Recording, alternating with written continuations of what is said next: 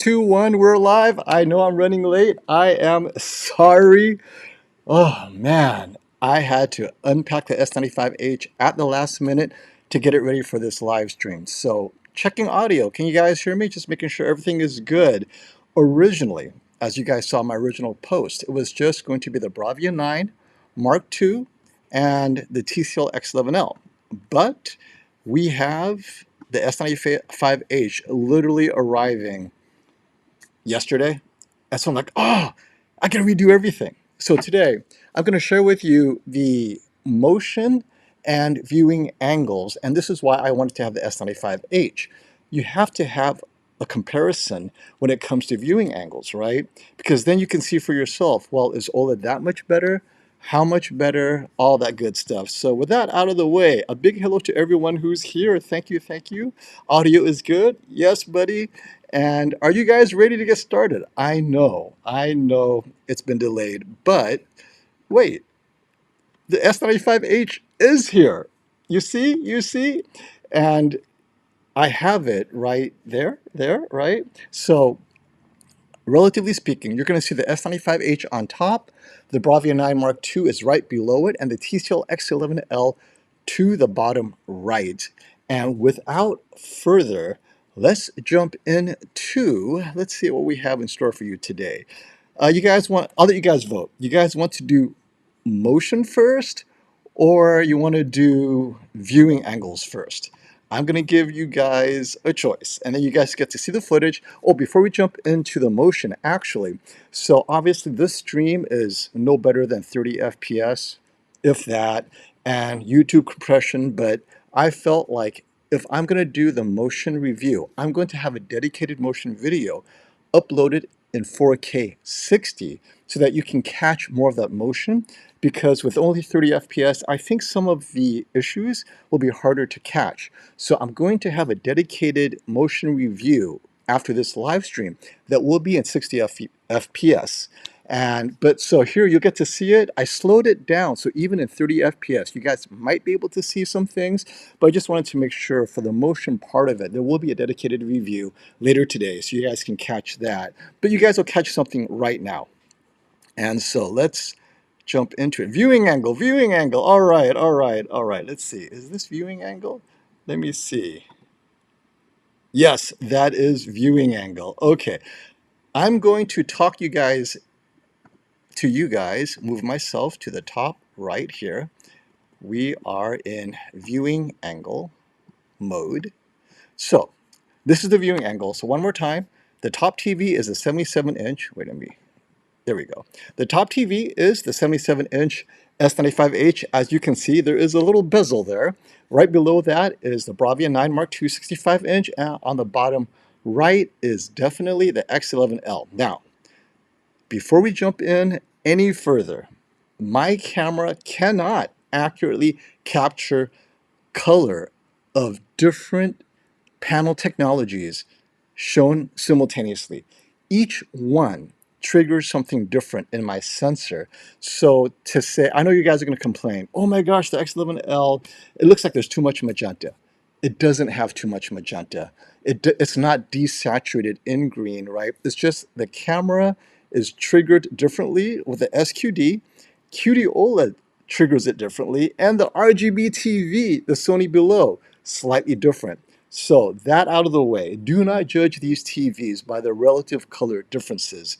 I'm going to let that sink in, right? And ironically, that window there is probably D65 because it's natural sunlight shining through the white curtains, right?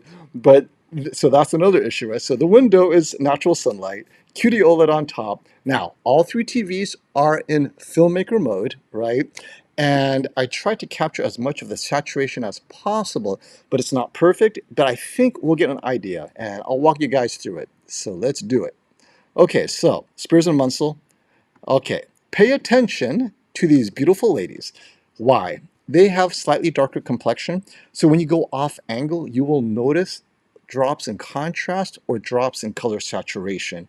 The ladies that have lighter skin tones, not as noticeable because there's just less there, right? So just keep that in mind. So here we are on angle, yep, and that is the reference, which is QD OLED.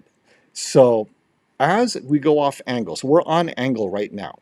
As we go off angle, you will then look at that QD OLED on top to see how much color loss there is. Right now, this is on angle, maximum color saturation. Yes, the background white is slightly different in each TV, and no amount of calibration is going to change that because of my camera. However, outside of the camera, they look more similar than different. Just an FYI. So after calibration, I suspect they will look very similar. All right, let's move on. Now, off angle. Okay, so I'm going to pause right there. There is, okay, so this is about 20 degrees, 15, 20 degrees off angle, right? It's not extreme. I use this as a way to maybe, if you're at the far end of a couch, this is slightly off angle. And I'm gonna bounce it back and forth so you guys can see, right? On angle and off angle, right? Not too bad. And this is a huge improvement for the TVs. Now, this is extreme off angle. Okay, so now you're really seeing the drop in color saturation of the ladies on the far left boxes. So we're going to have that bounce back and forth. So extreme off angle, rarely does this happen, but I will tell you this because again, my camera doesn't tell the whole story. I believe the TCL X11L is slightly worse off angle at this extreme angle than the Bravia 9 Mark II. So between the two TVs, if this is a deal breaker for you, I would get the Bravia 9 Mark II in terms of this extreme angle. Not only do you have a bit more color loss on the SQD X11L, but then there's a lot of blooming and issues with some contrast at this extreme off angle, which again, it's you know your use case, right? Whereas look at the QD OLED on top, literally unchanged. Does it come in an 83 inch? No. You're limited to 77 inches, but this is why people just say, I want OLED TVs. I get it. But again, if you're on angle, it may not be an issue. So on angle, right, look at the ladies. Okay, you see the loss in the color for the three ladies on the left, right? One more time. That's off angle. And I think that's it. Well, let me try it again. Okay, here we go. On angle, pause, and then off angle. Okay, so we'll talk before we get into motion. I want to hear what your thoughts are on what you guys just saw. Does it make a difference? And I'll tell you right now, though, because this live stream is going to go long enough, I also did a vivid mode test. So first and foremost, the TCL X11L just got a firmware update. It no longer dims after 15 seconds. So remember, as I was pausing, you would see, hey, why is that dimming? No longer a problem. And I think they may have updated their vivid mode. Remember in my last stream where I had the QM8L against the X11L, and it felt like the X11L was brighter in vivid, but it was just bright but flat, whereas the QM8L, it pushed the specular highlights. Well, X11L is now doing that, and as a matter of fact, I'm not gonna even do the spoiler. I think it's important to have that compared directly to the Bravia 9 Mark II. I need to do more content. I found some really good content that should be HDR, and I found the HDR to be kind of flat. So the vivid mode on the Bravia 9 Mark II, obviously awesome. We saw in my other stream how good it is. The X11L, how close does it get? And we'll have the Samsung S95H there, kind of as a benchmark to see how OLED does in dynamic mode for the Samsung. But okay, let me see your questions about off angle. Does it matter to you? Is it a big deal? And this is, I agree, Yoga, that angle is too dramatic, too extreme for anyone to see, even if it's clear. And you guys know your use case, right? I mean, if you're in the kitchen and you're walking around on a small TV, OLED is the way to go. I think OLED is perfect for that situation. 50, 55 inch, 48 inch OLED, you're walking around, you want to see everything. But if you're sitting on a dedicated couch, a love seat, even a full couch sofa that's 3-4 seater, even at the far ends, I think you should be okay for either the Bravia 9 Mark II or the X11L. So Buddy says, Well, for me, angle viewing is on the top 5 due to family movie nights. There you go. But, buddy, is it enough that 83 inches is where it tops out for OLED? And I have to say, the improvements to both RGB TV in terms of the Sony, right? The Sony True RGB, the Bravia 9 Mark II, and the SQD, definitely a jump from prior years. I think the years before, even going off 20 degrees, you notice a drop in color saturation. This year, going off 20 degrees, it preserved most of that, if not all, the color saturation for most content. So definitely we're better, but not yet OLED levels performance for sure. And I don't think we'll ever get there. Let's just get that out of the way before you hold your breath and say, oh, I'll just wait for LCD off angle to be perfect. It's the nature of the beast. When you have multiple filters, where you have the color filter, the LCD, the backlight, right? The thicker that becomes, the more difficult it is to see it off angle. Self-emissive has the source close to the front of the panel, and that allows better off-angle viewing. But then the thicker stacks, that's just physics. Can't do it. And again, a reminder, do not judge the color of these TVs because I'm trying to capture what I can. The sensors, unless it's calibrated directly to one TV, then the other TVs look off, even though they look the same. So it's so important that you guys remember that. That's why most of my reviews relate to contrast, light, relative light, off angle, stuff that you can see. Color determination, you have to listen to what I say, only because you can't, right? It's impossible to get the camera to capture that. If it's one TV, it's easy. If it's 3 different TVs with 3 different technologies, that's a nightmare, definitely. So extreme angle viewing is a rare sport, a fetish, if you will. I love it. I love it. How many of you are big fetishes here? And oh, by the way, what is my opinion of the bezel? I don't mind it. At first, I thought it looked terrible. Once I installed it, I started watching TVs, and the other TVs don't have bezels, by the way. It just disappeared, right? It was not a big deal for me. And the way Samsung placed the actual OLED viewing panel part of it about half an inch in front of the bezel, once the bright lights of the actual image appears, your eyes, it adjusts, you don't see the bezel anymore. Now, many of you cannot unsee it, but if it's off and it's just black in a room, yeah, you might not unsee it. But if you're watching content, I don't think you really see it because the content, even Columbo, you're not going to notice the bezel. But again, it depends on your quirks, right? And also, I know what Samsung's doing, right? They want to make this TV because it is expensive. They want to appeal to the lifestyle purchasers out there. So, but definitely subjective. And Sony has that bezel for you too. If you want it as an option, the Bravia 9 does have solid wood veneers framing the TV for like $400, maybe more depending on the size of the TV. Not cheap because solid walnut. But, oh, Super Chat, El Chefe TV. Thank you for coming by, my friend. Off topic. When should we expect LG's RGB? Now, it's shipping to Value Electronics. As soon as it gets there, we're going to take a look. But I'll give you this hint. We saw its step below mid-tier QNED 85 at the 100-inch size. It looks phenomenal. And the crazy thing is, it was a few steps away from the R95H last year's 100-inch, 98-inch, indistinguishable. That's how good the QNED 85 is. So I'm very excited for LG's Micro RGB Evo.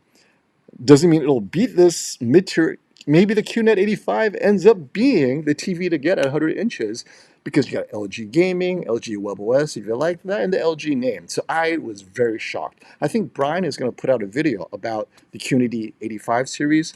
Very good TV. Of course, Black Friday, prices will drop. So I think that's a good big 3 alternative if you're looking at LG. For once, I have faith in LG LED TV. Me too. When I saw and you guys know me, I was hammering LG's QNED technology for the last 3.5 years. Just terrible execution. Great concept. This year, they finally executed, at least at the 100-inch size. So yes, I'm a big fan of the QNED 85. Now, the 95 RGB micro RGB Evo, that's another matter. We'll have to wait and see. Okay, and let me see any other questions about, has TCL improved in calibration after the firmware update? So two things. I have to talk to calibrators about whether TCL's improved its TV's calibration features. It's been a nightmare for calibrators up until 2026. Did this firmware update help that? I don't know, because I don't calibrate the TVs. On the other hand, the X11L is literally the most accurate TCL ever made up to this point. So if you don't plan to calibrate, the TCL X11L filmmaker mode, rock solid. I saw it against both the S95H, as you saw, and the Sony Bravia 9 Mark II. I have no complaints this year. Finally, they addressed the over-red saturation on the X11L. I know the QM8L is a different beast, but the X11L, I believe, have solved it, so it's okay. They didn't improve it anymore after the firmware update, but they made fine-tuning of, I believe, the vivid mode, as well as the screen dimming. It's less aggressive if you pause it. Okay, and we're going to do motion next, so let's just get to your questions about viewing angle so that I can answer that. I love this. Most people won't sit at an angle because you lose one eyeball. It's like, what? All right, here's a great question. OLED versus OLED, or OLED versus the latest Bravia 9 Mark II. Would you still go with a 3-year-old 77-inch A95L over the 75-inch Bravia 9 Mark II? Depends. So, bedroom TV, I don't need that vivid mode that will just kill me at night in the bedroom. Don't need it. And for perspective, I currently watch the A95K 65-inch, right? The very first QD OLED from Sony. Phenomenal TV. I have zero interest in replacing it. For a bedroom, light-controlled room, the 77-inch A95L is just awesome. Now, that said, in a brighter room where I have floor-to-ceiling windows, right? I have people over watching sports. I want that impact in a bright room. The A95L is not designed for that. It is designed for critical viewing in a light-controlled room, and it looks just amazing up to around 1,000 nits, right? If you're getting peak specular highlights where I want to watch these movies, let's say the recent one that was remastered, Speed Racer 4K, right? So they remastered it, it's 1,500 nits. It really hits you hard. Or I'm using this example, How to Train Your Dragon. That's going to be my vivid mode example for you guys next week. So How to Train Your Dragon, the action one, live action version, in normal HDR, it's kind of flat, but there were some scenes where when I was watching it on that Sony Vivid mode, I was like, this is a completely different movie. Now I'm seeing specular highlights that were supposed to be there, should be there in filmmaker mode or professional mode. They didn't do it. The color graders refused to grade it that way because, come on, it's How to Train Your Dragon. This is not a serious movie. You want that impact. In Vivid mode, a better movie. And you guys will see it. I'll show you that.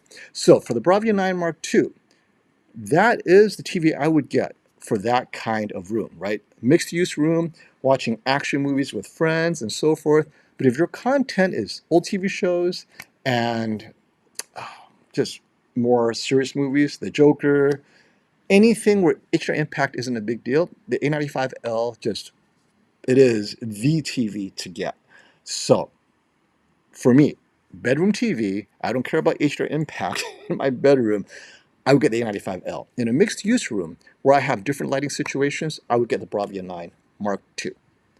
And both TVs are compatible with the latest audio upgrades. The Sub 9, I definitely would bring that into bring it in, because the A95L with the firmware update can now directly connect to the Sub 9 or Sub 8, right? The Sub 9 is two Sub 8s slammed together, and a pair of the rear 9s, right? So the rear 9s or the rear 8, depending on the size of your room, that's what I would get. A95L, Sub 8, rear 9s. Now you got full immersion.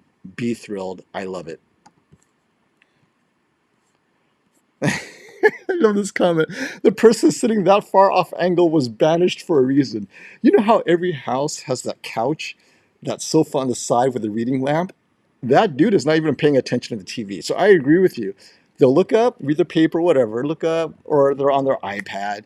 They don't deserve to have the full effect. I'm with you. I'm with you. Like, why are you getting OLED just for them, right? What do they care? They're sitting on the side reading the newspaper. Are newspapers still a thing? Okay. Dark scenes in Dolby Vision on Sony TVs after the latest update have a horizontal scan line. I love to know if the Bravia 9 Mark II has them as well. So my LG G6, that is in the corner over there, I need to get it set up. Its Dolby Vision was calibrated by Dwayne Davis. Thank you, Dwayne. Thank you, Value Electronics. Oh, wait, before we get to motion, this is a great chance for me to do a shout out for Value Electronics because they did take care of me with the G6. And so I had Dwayne Davis fully calibrate the G6 and calibrate Dolby Vision because many of you ask, well, we want to know what should Dolby Vision be? So first and foremost, if you find my G6 Dolby Vision to be awesome, it was because I had it calibrated. It may or may not have been like that out of the box, but it's now what the creator intended as far as Dolby Vision is concerned. With that, I will then be able to compare out of the box Dolby Vision from Sony, Hisense, TCL, not Samsung. And then you guys can decide how far off it is and whether it matters, right? Because Dolby Vision, filmmaker mode, or reference, it's supposed to be watched in a dark room. So that's how we'll do it in that context. And I have the G5. So the G5 is uncalibrated, and we'll do that. But again, Value Electronics will calibrate any TV you buy from them if you tell them you want the calibration done, right? And so for their calibration service, they will QC, quality control your TV. So it doesn't matter whether it's an OLED or the Bravia 7 Mark II, Bravia 9 Mark II. Part of the calibration process is they're going to break it in for about 1 to 200 hours. And then during the break-in, they're going to inspect it, make sure everything works, all that great stuff. And then once it's broken in, Dwayne Davis comes, calibrates it, and he'll calibrate game mode or Dolby Vision. You got to give him a call, tell him what you want calibrated and how much it costs depends on how much calibration you want. Bright room, dark room, Dolby Vision, whatever. Once done, they pack it up and send it to you, and there you go. So, and who's hosting the Shootout this year? Of course, once again, it's Value Electronics. They invented the TV Shootout, King of TVs, and it's coming July 18th. So we will see if Sony could hold on to its crown on July 18th. Give them a call. They carry all the great TVs we're reviewing today. Again, if you want to calibrate it, let them know. All right. I think we're going to go into motion next, and then we'll talk about that. I really love the motion one, by the way. I think with this is a great segue to motion. Oh, I got a bunch of super chats to take care of.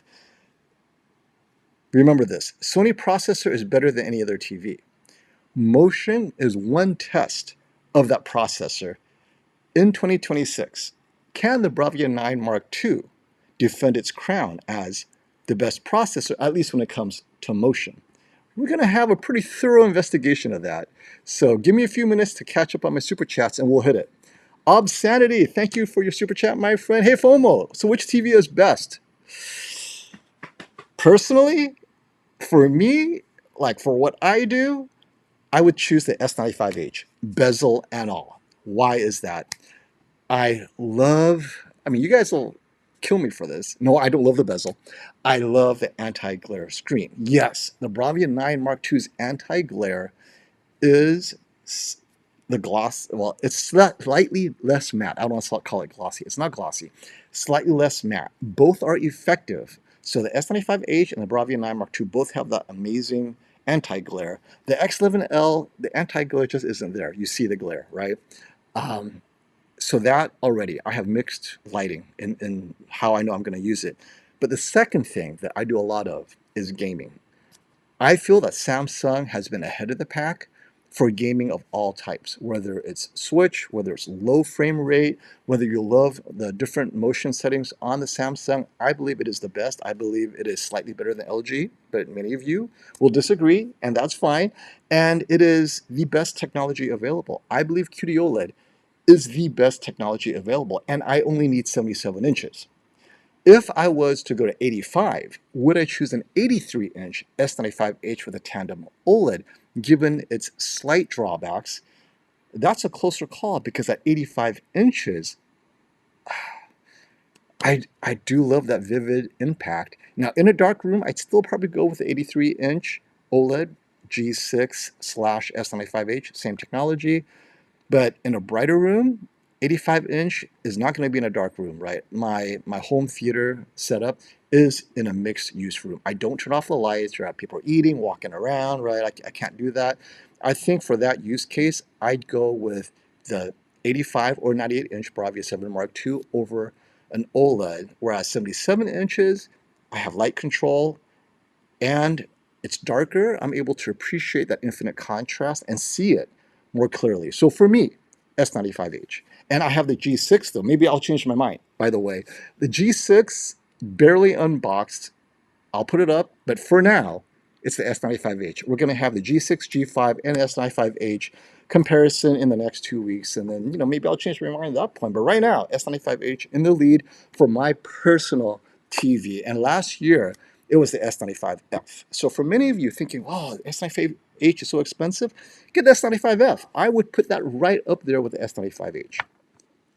Okay, next up, thank you for the super chat, Mr. Mohammed. Please make a TCL X11L versus Sony Bravia 7 Mark II stream, since they are both available in 98 inches and are similarly priced. Yeah, wow, you know what? That Bravia 7 Mark II hopefully is incoming in the next month. I will try. I will call Sony, and I think they are sending me a 75-inch actually. So actually, that can be done. That will come probably later at the end of the month, probably in July. So I will do that. Yes, actually, it's on its way. June, hey, welcome back. I ordered the LG Micro RGB. It should be here Tuesday. Whoa, sight unseen. I got it because the Sony True RGB is still not in stock yet on Best Buy. So excited to see what this LG Micro RGB can do while the Sony True RGB get in stock. I think you'll be pleasantly surprised, only because I was so impressed by the normal QNED this year. I think LG is really upping its game. Really upping its game. And Brandong 7675, thank you. Can you test gaming in vivid mode on the Bravia? Well, here's the thing. When you go into game mode, it is game mode. If you go into vivid, you're going to add latency. So the reality is game mode, and then within the game mode presets, you can choose what you want or go into the image settings and make it more vivid, but technically you shouldn't be using the actual vivid mode because you will be adding latency. And in my opinion, I think that game mode is fairly bright on the Sony and close enough to accuracy. Okay, super googly. Thank you for that from Hong Kong. If I can get an 85-inch X11L in Hong Kong at around $5,000, do you think it is worth getting as an additional screen for PC gaming with Reno DX? No. The X11L is still untested for PC. The minute you say PC gaming, I would not stray away from OLED. OLED is designed for PC gaming because of the latency, very low. More importantly, if you're spending that much, you should get the highest end large OLED gaming monitor you can to keep up with your expensive GPU. Because if your GPU, let's say at 1440p goes up to 240, these TVs can't keep up. None of them can. That's it, right? You're tapped out. So for PC gamers, where you're looking at 240, 165, 180, right? You're playing with that, and you got to get an OLED monitor. Now, among the OLED TVs, Samsung or LG. That's it. I already have a G5 and the S95. It's not getting better. It's going to get worse for you. I think you have the benchmark. X11L is just immersive gaming for consoles. I think is fine. You're going to see a drop down in contrast, honestly. I don't think you'll be happy. Now, the size will make you happy. But then when I get an 83-inch S95H, you see what I'm saying? You should go 98-inch. That will make up the difference because it's still too close to what you have an 83-inch size. When it comes to the availability of technology, I'm kind of snobby that way because you're PC gamer, right? Very snobbish lifestyle. All right, let's do some motion, and then you guys will be excited. I really enjoy this motion one. Okay, let's see here. Is this motion? No, that was. Here we go. Motion. Let me stop. Okay, so here we are. You guys know this test. This is the absolute worst graded movie in the history of Netflix, Army of the Dead. It was made, and this is not creator's intent, they just screwed up. The stutter is unbearable, right? Instead of a slow moving pan, right, which is filmmaking 101, the filmmaker, whoever the cameraman is, specifically and purposely went a little too fast, and you have stutter. However, because I have a Chromecast, you can choose what the native frame rate is. So here, the native frame rate is 60 FPS. So on the Google TV device or some, I think Apple, you might have that choice. You can have it natively give you the source at 60 FPS. So all three TVs with the S95H on top, Bravia 9 Mark II right below it, and the X11L on the bottom right, they are at zero motion settings, right? Judder is at 0. So on the Sony, their smoothness is at 0. X11L, judder reduction 0, and the S95H 0. So you guys can see at 60, it's perfect. You don't need any motion processing, right? And then right here where it says entryway TV, right? It shows the readout. Thank you, TCL, for doing that. So you know that your source is putting out 60 FPS. And smooth as silk. It's almost, well, obviously soap opera, but there's no artifacts, right? So just a quick heads up. I have so much footage of Spears and Muscle. I didn't bring it to this stream. It's going to be on my dedicated motion video review, which is over here, down here somewhere. I'm going to post it for you guys. And you will see the Spears and Muscle where at 24 FPS, even with motion interpolation, there's a lot of artifacts, a lot of issues. And when we jump to high frequency, high frame rate, right, all gone without any motion processing. And this is why it's so smooth. This is 60 FPS. Okay, you don't need to do anything, but it's very soapy, right? So, there's a give and take. All right, so let's switch it to 24 FPS. As you can see, we're jumping in the Google TV, moving over 24 FPS, and here we are. 24 FPS. Okay, hit it. Okay, now let's judder 0. Okay, half speed, 24 FPS, so you guys can catch the motion even with YouTube compression. Let me know if you can see that motion, right? All interpolation, motion processing is off. This is out of the box filmmaker with no processing. And right here, I'll tell you the Samsung is the worst. It needs motion processing. That's unbearable. Sony is the best, and that's why people get the Sony, because out of the box, I don't have to do anything. I still think it still needs help. I still see too much stutter. The X11L is just right behind the Sony, but again, it's at 0, right? We can fix that. And this is full speed. Now, is it more annoying at full speed, right? It's kind of hard to capture that stutter, but you can see the S95H is kind of bouncing along, right? Again, no motion setting. This is why you cannot watch this show without some motion processing, unless maybe the Sony comes close. So definitely Sony wins. So let's just stop right here. Out of the box, you don't touch motion. You have bad motion. This is why people get the Sony. They don't have to touch anything. Now, I'm going to optimize it. This is my personal setting where everything is fixed without adding too much soap opera. The TCL X11L at judder reduction of 5 will address stutter, and I think it's acceptable in terms of a little bit of soap. Some of you might do with 4, but I think this works really well. And the reason I came up with the 5 is after the Spears and Muscle test, right? This had the least stutter artifacts or the least judder artifacts at 5. At 4, it's close, but 5, it's near perfect without introducing too much soap. So that's the TCL X11L. Bravia 9 Mark II, I just added 1. So you went from 0 or minimum to 1. Now, many of you are saying, wait, Sony doesn't have a 0. Correct. Even at minimum, you can never fully turn off the Sony because Sony believes you guys don't want stutter. We're going to add a touch in there. That's why the Sony always looks good. They don't call it 0. They call it minimum. So there is some motion processing happening on the Sony. So I went from minimum to 1 because for me, even minimum isn't enough.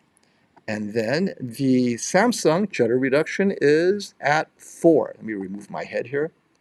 Right? 4 is the Samsung. So same here. I find 4 to be perfect for me. Motion is very subjective. You might be at 3. You might be at 5. But I think 4 is safe, and I've consistently been between 3 and 4 for every Samsung TV I've ever owned.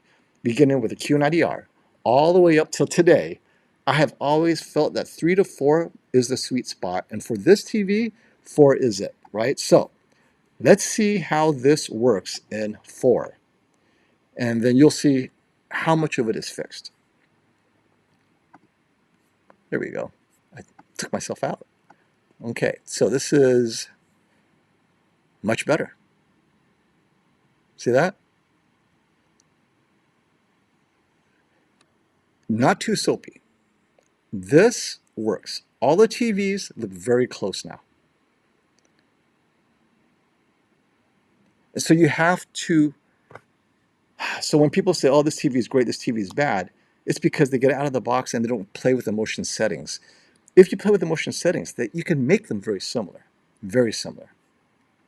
All right, and that's it. So that was a fix. So this is real content. So here's the thing. If I was, and I will, in my full motion video, I will have the entire Spears and Munsell ticker tape and all that good stuff. In that comparison, I'll just give you the spoiler now. The TCL X11L in soap opera mode destroys the competition. It was better than the Samsung.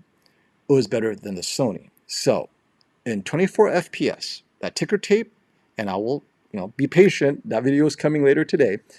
In 4K 60, you will see that maxed out soap opera effect on all 3 TVs. The source is 24 FPS. You want it to be smooth. The TCL X11L had the least artifacts in that pattern than the Sony or the Samsung. Number 2, well, actually tied for second, is the Sony and the Samsung. Each had different artifacts. But we don't know how the artifacts will appear. But you see, that's a pattern. What movie can I demonstrate those artifacts? Yes, the X11L won, quote unquote, but then in the absolute worst movie I could find with bad stutter, judder, they were all fixed. I didn't see those artifacts in any of the TVs, so I don't know. Maybe in sports. So I think motion is a moving target for me in many ways, but we'll continue to test it, because obviously when I put it at 1 on the Sony, so if you're a Sony fan, 1 has the fewest artifacts for the most natural cinema motion, but it's not soap. If you are a soap opera fan, Sony does not do that well. TCL does. It is probably my vote for best soap opera, with LG and Samsung right behind. Well, you know what? LG just updated their processor, so we'll see. I will put LG G6 and G5 to the test in terms of, perfect soap opera. Maybe for gaming, right? Because, well, you guys didn't see it here. Well, actually, you did see it here. In 60 FPS, there is no motion problem on any TVs. So if you're gaming 4K 60, which is what I do, lock it in, 4K 60, motion is perfect. Just enjoy 4K 60 gaming for console gaming. So yeah, that was the motion. Let me know if you have any questions about motion settings or just motion issues that you may have. God, my face is so small. Wow, a little bit bigger now. Okay, let's do this. Let me double check any super chats while I was talking. Here we go. Dreeg, thank you for coming back, my friend. What was Sony thinking adding that black screen Pro on the True RGB Bravia 9? Already knowing it probably ruined the contrast. I think, so there's always this debate, and Samsung started the debate. Contrast in a perfectly dark room might be measurably better, but in an ambiently lit room where there's just normal light, the reflections are more distracting than what the blacks and the contrast bring to the table. Perfect example is the C6H, right? C6H, no anti-glare. It's like a mirror, almost. And having that there next to the G6, next to the S95H, the C6H was unwatchable in value electronics. You saw glare in every other scene, and this wasn't dark scenes. I didn't realize I was sensitive to the reflections, but I could see myself walking back and forth, and people turning off the lights, walking by. I was like, okay, I would have to choose between the G6 or the S95H. And the Bravia 9 Mark II is right there, right? It is in between the G6. It's not as glossy as the G6, but not as quote-unquote matte textured as the S95H. So I'm okay with Sony's decision because remember what we talked about. What's the use case of the Bravia 9 Mark II?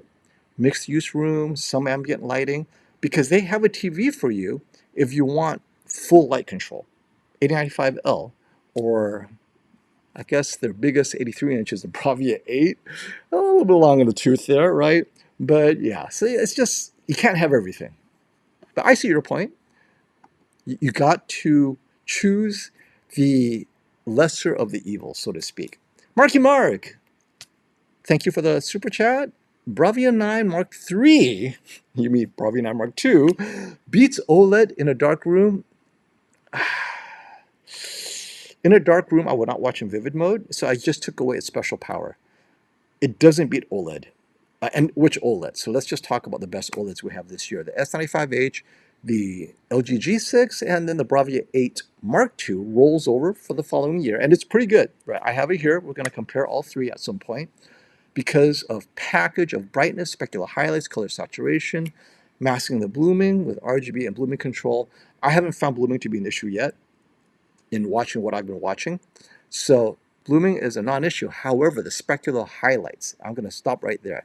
The specular highlights on OLED, specifically the flagship OLEDs, S95H, C6H, I'm going to put them in there, the G6, the G5, and the Bravia 8 Mark II, their specular highlights, let's say 800 to 1,000 nits, consistently, the smaller ones, the tiny ones, we're talking less than 1% window, consistently brighter than the Bravia 9 Mark II and any TV that's not OLED. Brighter than X11L, brighter than the UR9, right? The small little stars, we're talking about the tiny ones, on the OLED, they sparkle. They are bright. So depending on the size of your specular highlight, this is why I focused on that. At 1% specular highlight, which is actually pretty big, like I don't know if this is about 1%, like right here. That's a pretty large. This, okay, RGB, true RGB, Bravia 9 Mark II, and the X11L come to play, right? But then as that gets smaller, and you see that, my eye right there, right? The specular highlight, that's a reflection of my eye.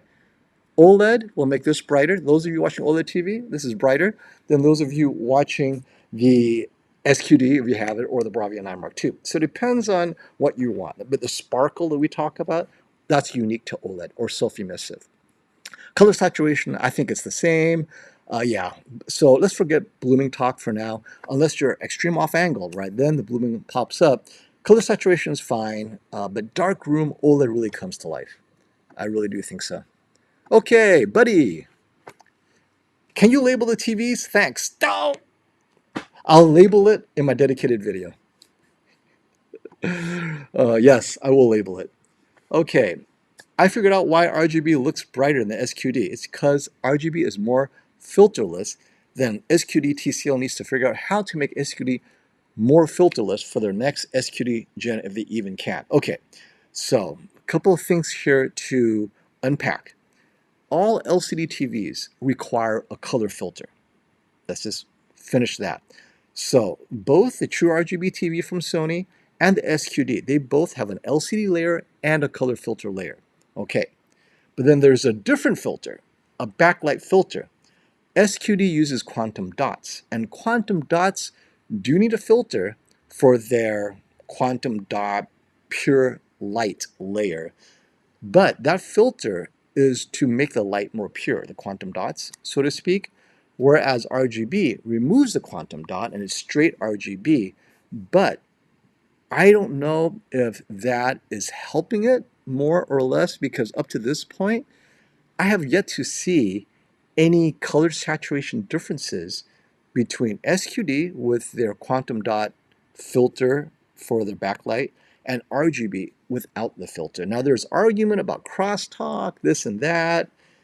I don't think it's a big deal. I think I'm going to have to get dedicated patterns, real like patterns, like real faces with bright lights and that bright green light in the back to see if it changes anything. So maybe crosstalk, and the filter, or rather the pure white, removes that crosstalk. But this is probably not an issue. So the filterless in terms of the backlight, I think is a non-issue. We're talking about the color filter that's required for all LCD TVs. That is not going away. So just keep that in mind. The only way you remove, and to be fair, WOLED has a color filter, right? All LG OLEDs have color filters that are WOLED based. The QD OLEDs do not have a color filter. They have a quantum dot color converting layer. It is not a filter. It is a self-emissive color converting layer.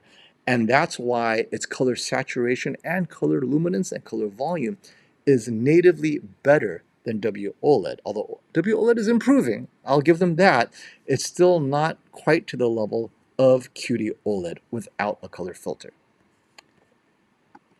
Lots to unpack, but great question. All right, let's see. And Brandong7675, follow-up question. Thank you for that. I use TV to mainly game on the PS5 Pro. Will I notice any difference between the X11L or the Sony Bravia 9 Mark II for HDR impact and brightness? I have found the Sony Bravia 9 Mark II, just Sony's. I have found Sony TVs for the last 3 years or so to be consistent in terms of gaming, color, and cinematic. It doesn't matter what it is, OLED, non-OLED. It looks good. But the cost of that looking good, its latency is slightly higher because it's adding more processing, giving you more contrast, slightly more HDR impact, but your latency is not at the same low latency as the X11L, let's just say, right? And I haven't tested them for gaming here, but up to this point, Sony is willing to give up some milliseconds, like twice the millisecond of a competing TCL, to give you better image quality, because every layer of processing, contrast, HDR impact, all of that adds latency. And so on an LCD TV, the lower your latency, the more you have to strip away processing. That's just how it is, right? Physics. The question is, PS5 Pro, I think it's fine because I'm fine with the latency on the Sony. PC gaming, Samsung and TCL are probably your choices. Even then, you should go OLED. But among the LCD TVs, Samsung and TCL have the best in class low latency for gaming, but then the Sony image quality, slightly better contrast, more cinematic, maybe slightly better color luminance, right?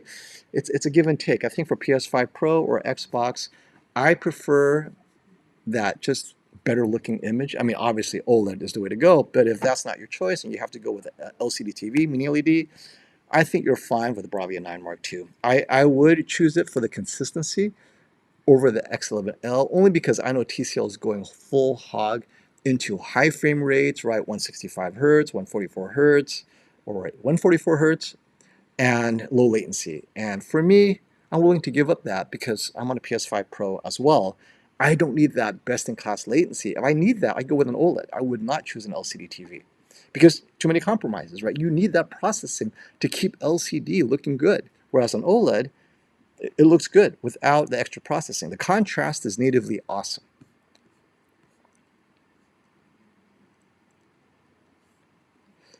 And do you have the Sony Bravia 9 Mark II update regarding the color crosstalk? I tried to update it, nothing updated yesterday, so we'll see. My last update was when I did my live stream a couple of weeks ago, or was it a week ago? It's only been a week. That may have been the most recent update, but during that live stream, I tried to test for crosstalk. I didn't see it, but then my test was real content. I didn't use special crosstalk testing, which we don't have yet. I'm telling Nanosys, hey, somebody create crosstalk testing, we'll test it. But my experience with like Speed Racer, where you have the pale girl with a bright green grass behind her, looked fine. looked no different than the reference monitor or the OLED. So I don't see, and remember, we toggled between turning on the color RGB and turning it to white. No big difference. I found the RGB to look better actually. So, okay, let's see what you got. Good question here. Good people, thank you for the question. I'm coming from a 65-inch A90J, a classic that was one of the former winners of the King of TV's Shootout, what, 5 years ago, 4 years ago? I think during the pandemic. It was my first OLED TV, and I've been loving it for the last 5 years. What kind of shock if I were to get the Bravia 9 Mark II 85-inch? Will I miss OLED? I don't think you will.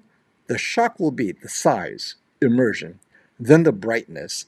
Put it in a mixed-use room, and suddenly the A90J will be way too dim. Now, if you're watching A90J and you're watching Columbo, and you're watching Columbo on the Bravia 9 Mark II, it's just bigger Columbo. It's not, it shouldn't be brighter. I mean, Columbo is Columbo, right? It's graded to 100 nits, and 100 nits is 100 nits. The Bravia 9 Mark II doesn't make 100 nits brighter. That's reference, that's in a dark room. Now, in a bright room, and you want Columbo to cut through the brightness, yes, you can put it in a mode that cuts through the brightness of your room, and now the Bravia 9 Mark II looks amazing at 85 inches.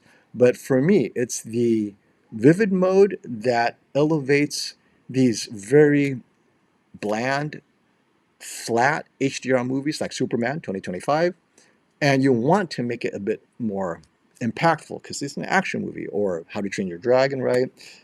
Or anime. Then the Bravia 9 Mark II makes that jump. So between the size and that, and of course in that bright room, the anti-glare is only bettered by the S95H at best, maybe a match, you win. So yep, I think you're good to go there. I don't think you will notice any drop in image quality at all, especially if you have a mixed use room. Now, in a dark room where you're critically watching like 1917, maybe, right? Because that's a dark scene, the staircase scene. Yeah, I mean, only OLED can do that. No LCD TV can do that. But short of that, in a brighter room, not a big deal. I asked Robert, oh, and Mr. Upscale Man, thank you for the super chat. I asked Robert if the X11L has a native 10-bit panel or 8-bit FRC, and he said he had to ask a friend at TCL. Do you have any information? Yes. Well, first of all, is it, actually, no, I take it back. Whatever is the industry standard, that's what TCL is using. So TCL owns CSOT. They make the best LCD panels for the best TV makers. And if 8-bit FRC is the best, that's what they'll use. If 10-bit is the best, that's what they'll use. The X11L is their flagship. So that out of the way, Ratings gave up on even comparing these things because they felt they couldn't see a difference. Literally, it's like, why are we doing this? And that was like 5 years ago that they stopped comparing it altogether. So what is the issue you have, Mr. Upscale Man? What is it you're looking for in terms of what is the problem you're solving here? Because if you're doing it just to have it, don't even worry about it. You're overthinking it. But if there is an issue that you feel is being solved with 10-bit over 8-bit FRC, let me know. Because at this point, better people than I have just like, what's the point? So I'm like, you know what? I'll defer to their wisdom because if they can't see the difference, who am I to complain? More importantly, the industry doesn't care. They will buy what's the best. If this is the best, they'll buy it. Otherwise, we really have no choices, right? Just something to keep in mind. My 77-inch A95L is too small for my new TV wall, so the Bravia 9 Mark II 85 or the X11L 98. 98 inches is 98 inches. So if you can fit a 98 inch, I go with a 98 inch. It's 98 inches. End of story. So I think you're okay there because really at the 98 inch size, and I'm concluding this right now, the Bravia 9 Mark II only goes up to 85. At 98 inch, you're really comparing the Bravia 7 Mark II or the X11L. Those are your choices. They are probably one of the best. I know the R95H comes in 98 inch and the LG Micro RGB also 100 inches, that size, right? So we're going to have to wait for the Shootout to compare all these RGB TVs. But right now, in terms of availability, I'd say it's between the X11L and the Bravia 7 Mark II. Where would I go? As a content watcher, I have found Sony to be consistently skin tone perfect, but the X11L is the best that TCL has ever produced, so it's right there as well. That's going to be a hard one. I'm having a hard time deciding right now, so I'll have to see them side by side, which will happen eventually. Hey, I'm watching from Italy. Yay, I love it. I love Italy. Which TV, Sony Bravia 9 Mark II, 75-inch, or X11L 75, is better in a bright room? I would go with the Bravia 9 Mark II 75-inch. Head-to-head, same size, I'd go with the Bravia 9 Mark II. I just feel like it's the more polished TV. It's the more premium TV. I know many of you will argue otherwise. Many of you, meaning TCL loyalists, I just think the Bravia 9 Mark II really elevated the little things, right? The biggest difference is this. The X11L will do two things better than the Bravia 9 Mark II. The two things they do better, that's objective and measurable, is motion processing at soap opera, high frame rate, not high frame rate, high motion processing, max soap opera of 24p content, TCL does it better. Gaming, it has access to a higher refresh rate for the TV. 4 HDMI full gaming ports, if that's important to you. But the Sony has two things I think it does better. Off angle, slightly better. And audio, I think the flexibility of its audio system is world class right now. If you don't have a dedicated audio system already, the Bravia 9 Mark II plus dual sub 9 and the Trio and the rear 9, man, that is it. You're done. The next upgrade to beat that would be over $10,000. And that one's probably what, 5 or 6 already? Yeah, I mean, that is really awesome. TCL doesn't have that option at all. It has nothing that comes close. Its current satellite wireless is mid-tier at best. Sony has gone full in on its audio to go with the Bravia 9 Mark II. And of course, that same audio can go with the Bravia 7 Mark II, the A95L, the Bravia 8, 8 Mark II, so you can bring it to your current TV, but with the Bravia 9 Mark II, the full package is there. That's why I would choose it. Because if I'm building a home theater system and I don't want to invest in the audio side yet, this will hold you for a while. I mean, dual subs, it's actually quadruple subs. It's equivalent to 4 sub 8s, right? Boom, boom, boom, stacked up. And you could grow slowly. Bravia 9 Mark II with just 1 sub 9, and then later got a little bit more money, add a pair of their rear 9s, a little bit more money, add the Trio, a little bit more money, add a second subwoofer. Now you're done. Okay. Here's a good question. Sony upselling an LED TV, or an LCD TV, let's call it that. Sony upselling an LCD TV in 2026 is crazy. Sony needs to release a new OLED TV, or LG and Samsung will put them out of business. In some context, LG and Samsung, both of them, are being run out of business. So first, Sony is already out of business. Out of business. What did Sony do? Did you guys forget? Just a month ago, they merged with TCL. Sony now called for the TV division the Bravia Corporation. Bravia is mostly owned by TCL. 51% TCL, 49% Sony. It's done. Sony TV's gone. They don't care anymore. They're like, all right, TCL, take over. The problem is Samsung and LG are currently going out of business. Not out of business per se, but they are losing market share to TCL every month. And now they're losing market share to the TCL brand as well as the Bravia brand. Together, TCL, its own brand, plus Bravia, which is TCL and Sony, will dominate LG and Samsung. You see the problem here? So I recognize what you're saying. Shouldn't they go OLED? They're done. They tried and they failed. The time to make this decision was probably 5 years ago, 3 years ago. Chance is gone. TCL now owns Bravia, mostly, right? 51%. Let's move on. LG and Samsung, are they making the right moves? The OLED pie is not growing. It's staying the same or slightly shrinking. You cannot win the TV race if you stick with OLED. They dominate OLED. Sony's in there, but it's like a distant number 3. That's why Sony doesn't care. LG and Samsung cannot make money staying in OLED alone. They have to get out of OLED and also make amazing LCD TVs. So I see your point, but as far as business decisions are made, Sony's already gone. We are now Bravia, and TCL is making all the decisions beginning this year. Okay. Got some great questions, guys. I love it. Super chat. Here we go. Rushel PTLL. Thank you.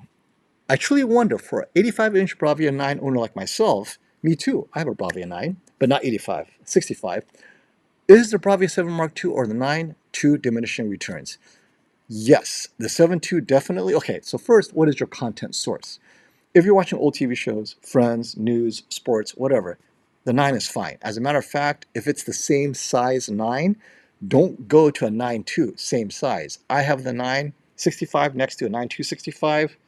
Unless I go vivid mode with certain content, it looked the same. Every content I watched, right? Slightly brighter, slightly better specular highlights. That's it. Very, very diminishing returns. Now, the 98-inch 7 Mark II, now you're going immersion. Think of the 7 Mark II as a Bravia 9 with a few extra things, right? A little bit better color saturation, definitely better off angle, better anti-reflection. The 9 had terrible the 9 doesn't have great anti-reflection. It had that weird rainbow effect. And the 7 Mark II has slightly better off-angle viewing. So it is kind of like the 9's. I think the 9's spiritual successor is actually the 7 Mark II. The 9 Mark II is elevating above that. So the 7 Mark II is trying to taking over where the 9 was. But when I get the 7 Mark II, then you'll see. And the 9's not even for sale anymore, so it's like pointless to compare. But for those upgrading, 98-inch 7 Mark II is the play for you because the image quality is so similar. Now you're getting the 98-inch size. Or alternatively, some are arguing, how about the X11L at 98 inches or the LG at 98 inches or 100 inches, right? Let me know if you're considering any other brands. But normally, most Sony owners stick with Sony. Hey, Cinema Tramp. Coming from a calibrated 100-inch JVC 1080p projector in a light-controlled room, 75% movie, 50% sports, 10% gaming. Excited to see the Bravia 7 Mark II 98-inch compared to the HX3110. Hey, thank you for what you do. You're welcome. Okay, so remember, all the TVs other than the G6 coming in are uncalibrated. That's why it's important you have that context. Then you'll see how close it is to the 3110. And yeah, we'll see. When the 7 Mark II comes in, we'll have the 3110. We'll compare it. I have yet to be disappointed by Sony's, though. They're very close out of the box. But, we'll double check that. Dreeg, thank you for a super chat. Follow up. I agree. Sony is slowly dying. Are you being ironic? The Bravia Corporation is mostly owned by TCL. I think resurrection would be the word, right? Sony died and then quickly resurrected as a TCL joint venture. Okay, Mr. Upscale Man. 8-bit plus frame rate control matters because it uses dithering to do what 10-bit does natively. Smooth gradation is where it matters. When you pay $10,000 for television, today's tech versus yesterday matters. So, you notice, I'm just going to address this real quick. This may be important. However, we can never pressure test that. It's all in theory because I have yet to see a native 10-bit LCD TV. So, in theory, you could be correct, but we will never be able to prove it, ever, because it doesn't exist. So, to your point, if this is important to you, you might want to go with QD-OLED Samsung, because Samsung QD-OLED has proven over and over to be the best at posterization and dithering processing. Now, whether it's software or the panel, I don't know, right? So here's the issue. We don't know what the root cause is because software is so good now and the processing cycles are so fast. Can software address this without the panel being native, But I will tell you right now that manufacturers will not go out of their way to fix something that so few people notice and doesn't give them a business edge. I appreciate what you're saying, but again, it's up to the manufacturers, right? Assume it's not. Let's just assume it's not, then make your decision. Because if you assume it is, and actually, let's take the other side of it. Let's say it is 10-bit native, and you still have dithering. Now what? Oh, it's just bad software, right? So it's like, I don't know. I cannot. It is what it is, meaning the suppliers, CSOT, BOE. Those suppliers are the ones that supply the most advanced 85-inch, 198-inch panels, period. No one else. So if they don't do it, no one else will, because it's just too much money for such low volume. And at that point, I appreciate your argument. Thank you for explaining that. But I don't know. I don't know if we can prove that without an actual 10-bit panel. Same software. You see the control problem? Same software. One is 10-bit, one is 8-bit FRC. Now what? It's not even possible to make the comparison right now.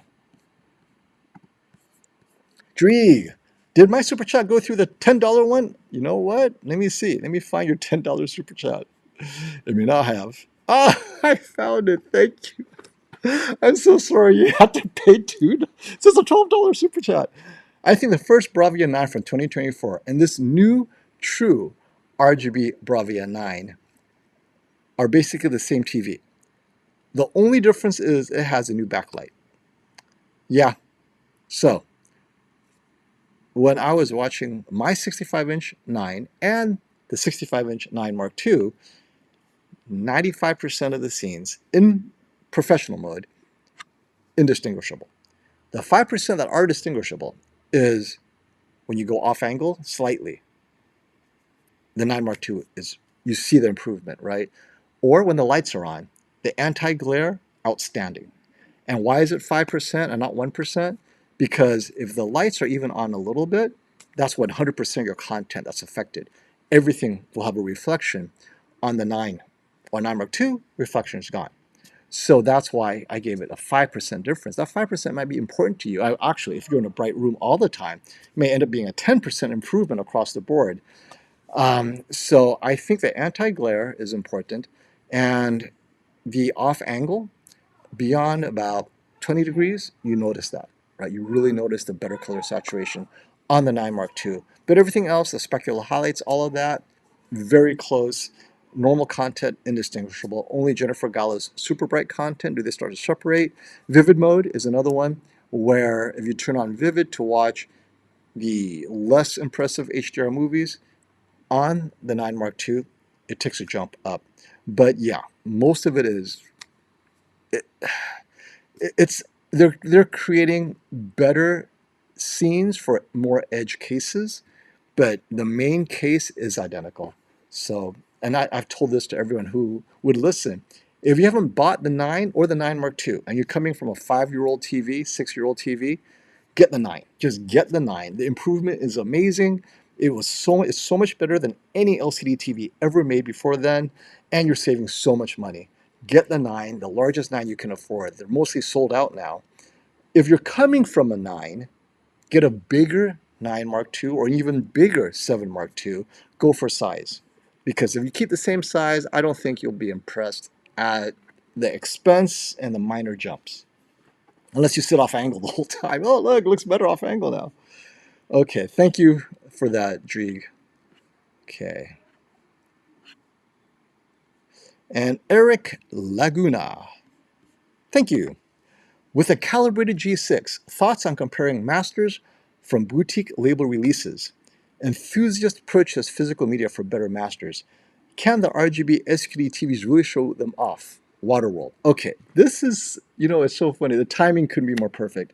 So we have a remastered Speed Racer 4K where the actual colorist, I believe, was interviewed, and he was very emphatic that he graded it at 4,000 nits, right? So this is the colorist saying, hey, we did all this.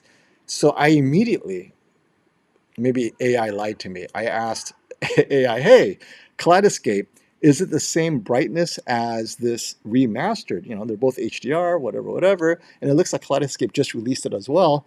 And of course they said, yeah, it's the same 4000 nits, blah, blah, blah. So I downloaded it, and you guys saw in my Kaleidoscape, it would not break 1500 nits. I mean, 1500 nits is bright, but not 4000, right? 4000 is literally more than twice as bright at the peak specular highlights. I'm like, wait, I'm missing something here. So I went on eBay because it's sold out, Speed Eraser 4K. How is it sold out? And I paid like, $25 or whatever to get the latest remastered version. So let's see. Let's see if this is 4000 nits, because I have the reference monitor. It's got the waveform. It'll tell me exactly what the brightness signal is. And if it's 4000, yes, Eric, you're absolutely right. What Kaleidoscape got is crap. Oh, I have to complain to them. But if it's the same, then who knows? So enthusiasts purchase physical media for better masters.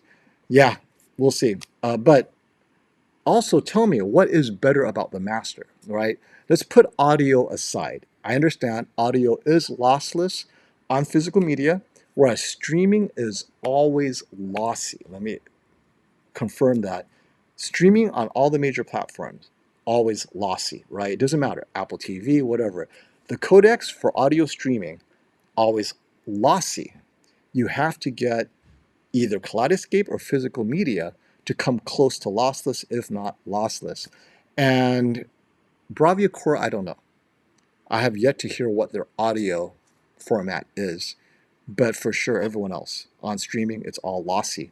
So at least you have that, but I don't know if the master's version has more information. But yeah, let me know, what is Waterworld doing that makes it a better master? More color saturation, remastered Dolby Vision? Okay. And, oh yeah, yes. If you tell me the movies that are mastered, I will put it on the G6 next to the S95H, let's say, right?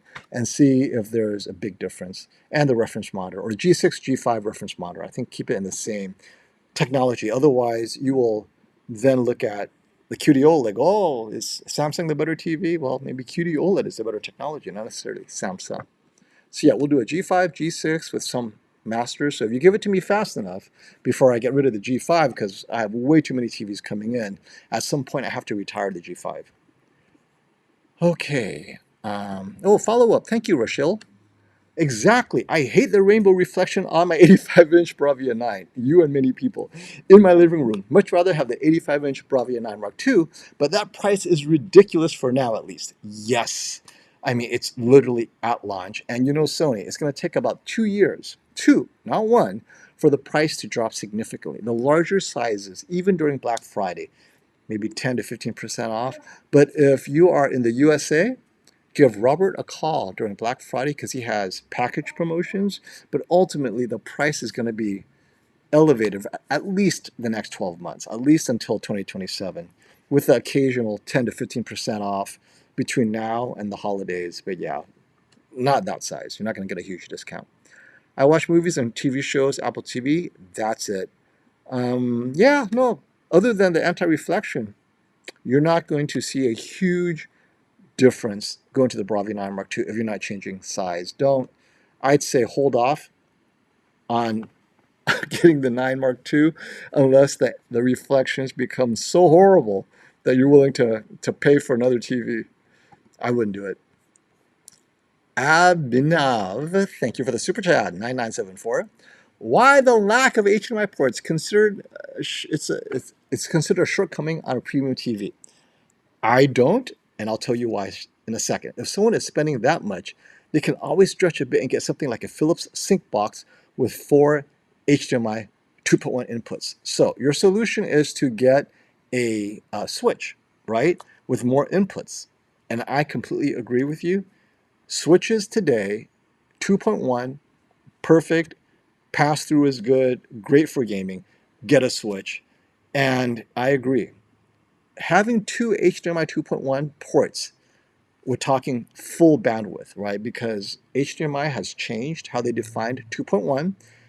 Today, everything is 2.1 as far as they're concerned. But the original definition was high bandwidth was 2.1, meaning 40 gigabits per second or higher for high bandwidth gaming, right? Supporting 4K 120, VRR, HDR, fully fleshed out. Only 40 gigabits or better can support that. And so Sony has two of those. That should be more than enough for people with two sources. Now, the complaint is, well, what do I have four sources? Get an OLED TV from Samsung or LG. They have four. Or get a Switch. That solves your problem. It's what it is, right? Sony does not make its own SoCs. They buy from MediaTek, and MediaTek limited everyone to two for years. Only recently did they provide four, and TCL had first access to that. They immediately incorporated it, and Sony is slowly going to incorporate it, but it's not a big deal. Personally, I thought it was overstated, that flaw, but every TV review you read, oh my gosh, it only has two HDMI 2.1. I'm like, who are you people? If you're complaining, why are you getting an LCD TV? Get yourself an OLED from LG. Don't drag a cinema movie TV into this discussion and take away points for that. It's a movie watching TV. So I agree. GG5051, thank you for the super chat.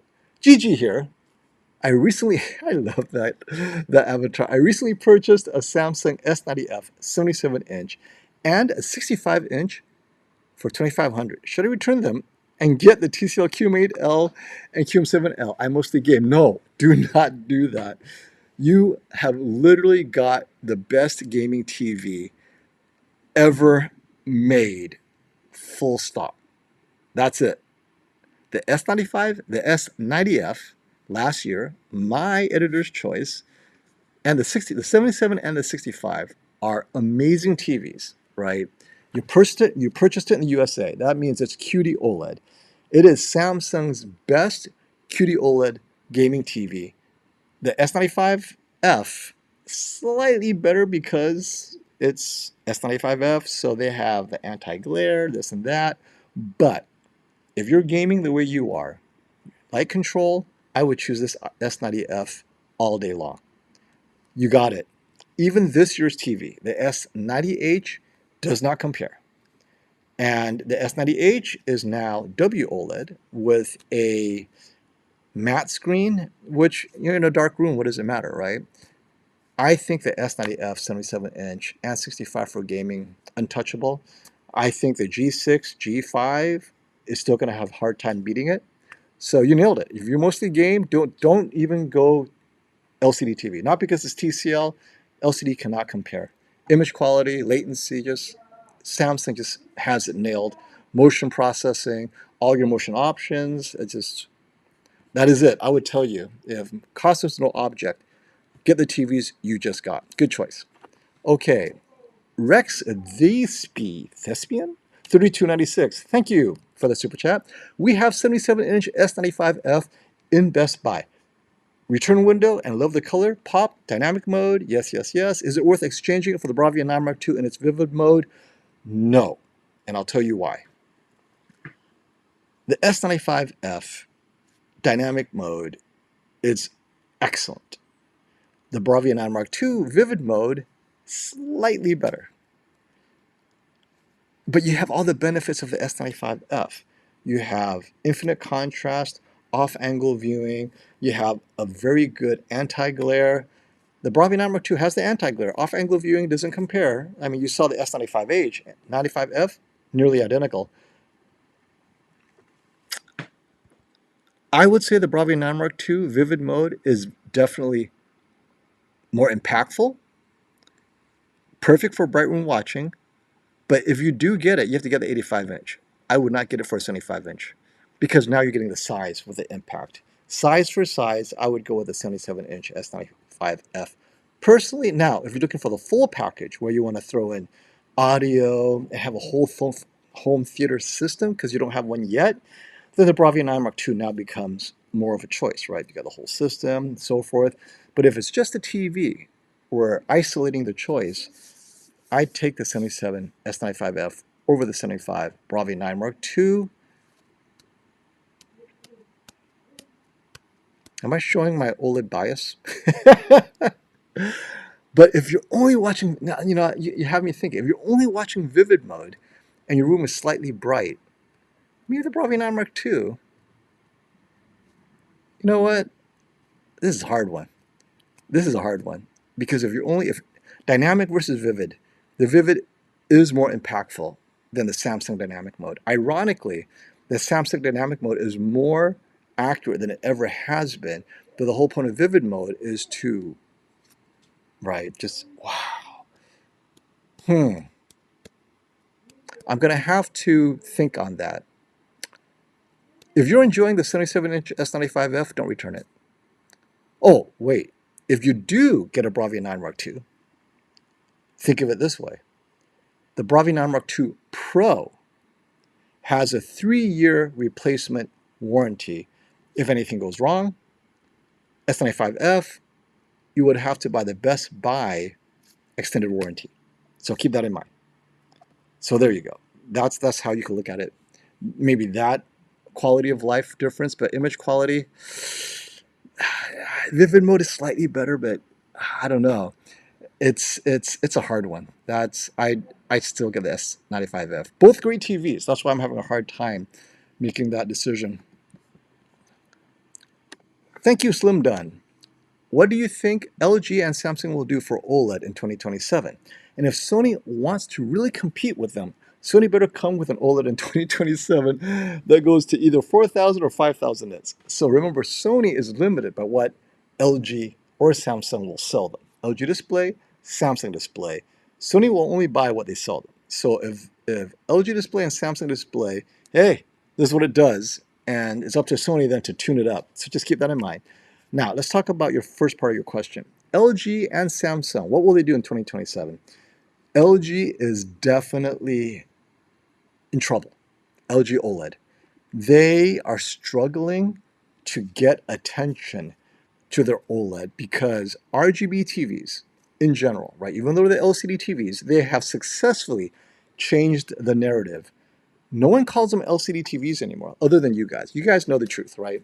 But the general public, RGB mini this and micro that, in their mind, it's a whole revolution. It's this jump in technology that is new, fresh, and in their mind, better because the numbers are brighter, you know, the features sound amazing, and LG marketing has been stripped of a response. They just are not doing well enough to invest in a marketing team that could effectively counteract TCL, Hisense, and Sony together. These three, even though they're not working together, they're pushing the narrative so successfully, LG doesn't know what to do.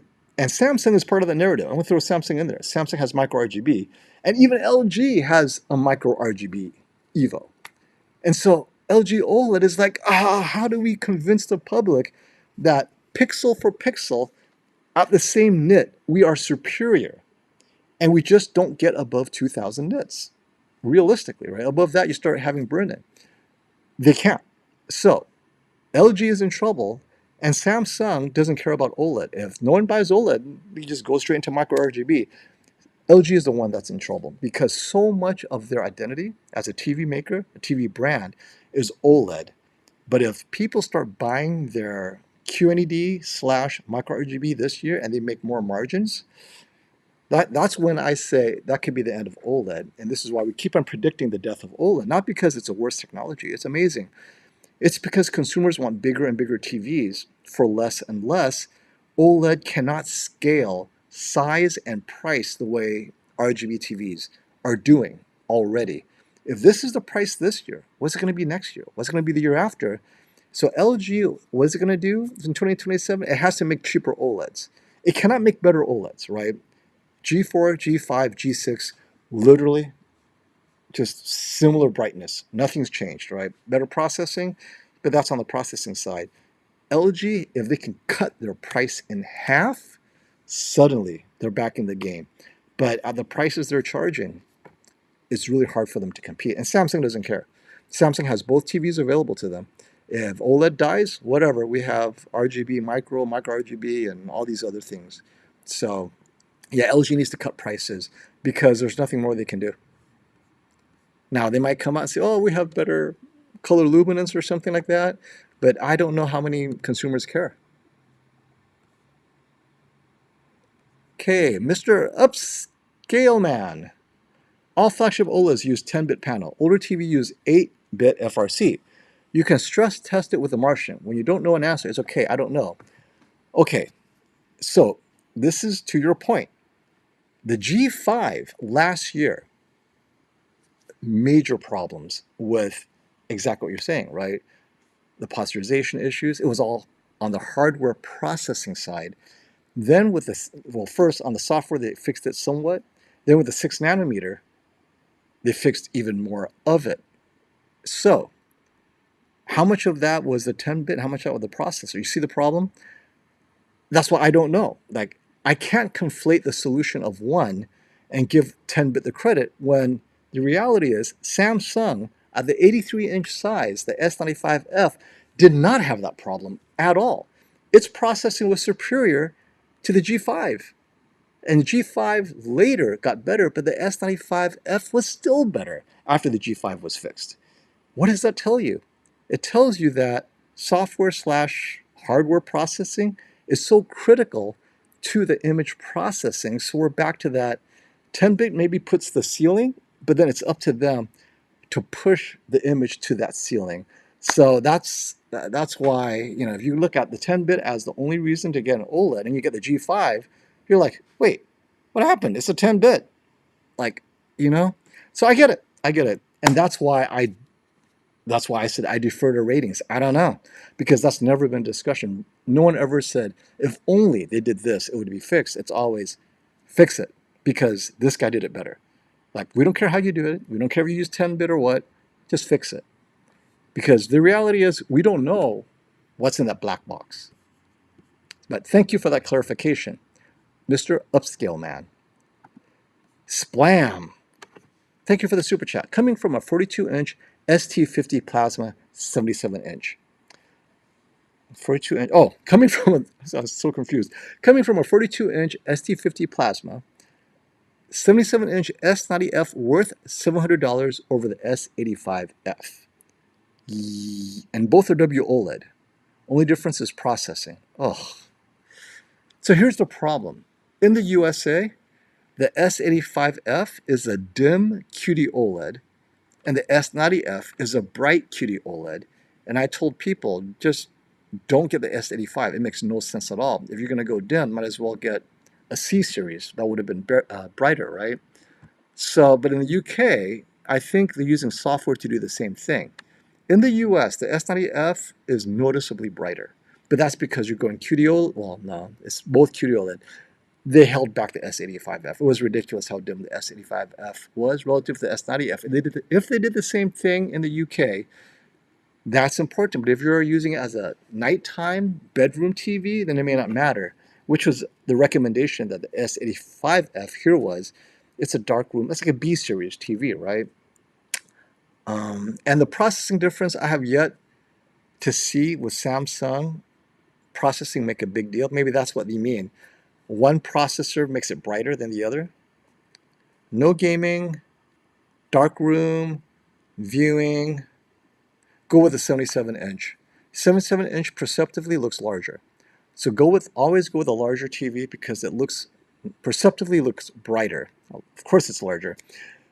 Perceptually, the larger TV, even though it's the same brightness, will always look brighter than a smaller TV at the same brightness, or even smaller TV slightly brighter. So get the 77-inch, you'll get the brighter look and the more immersion. So if the S85F is that much cheaper, get the 77-inch S85F. There you go. Thank you for that. And we have Junlin. Thank you for the super chat, my friend.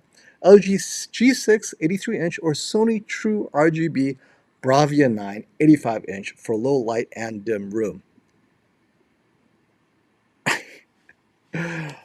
Wow.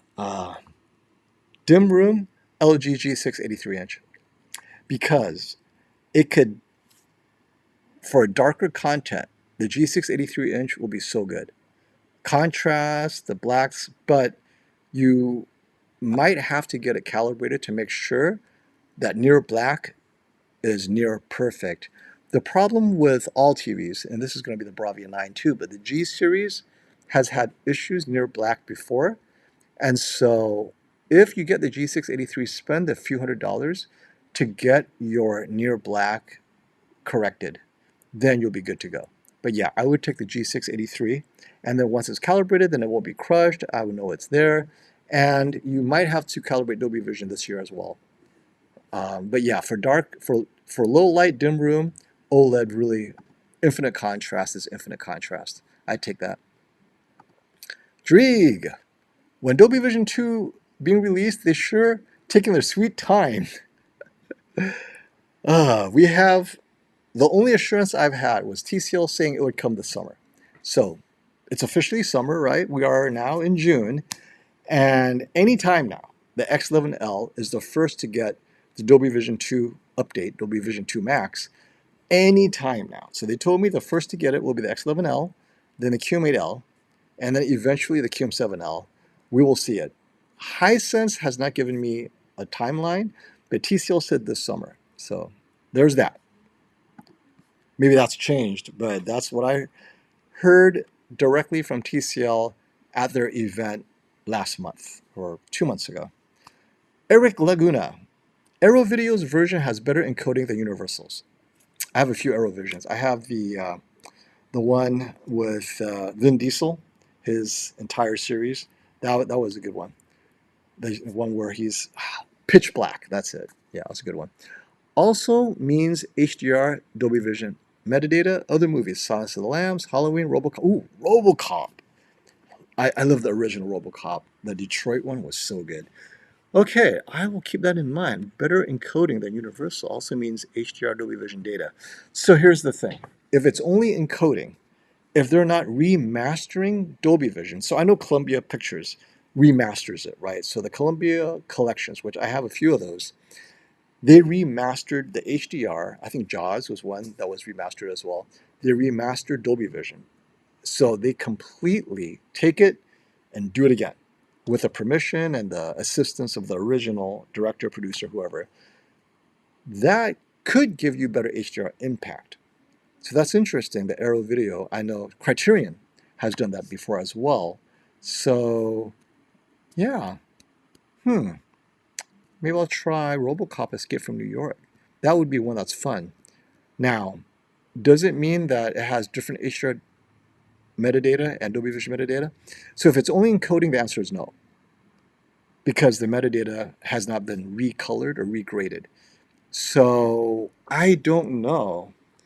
I mean, arguably, if it has more bit rate, you would avoid banding because there's more data there, but not necessarily so. RoboCop Escape from New York is an interesting one. But yeah, if it's only encoding, I don't think the brightness would change at all. Or rather, the color and brightness, the whole luminance spectrum, the dynamic range would not change, because that requires a bit more effort than just changing the encoding.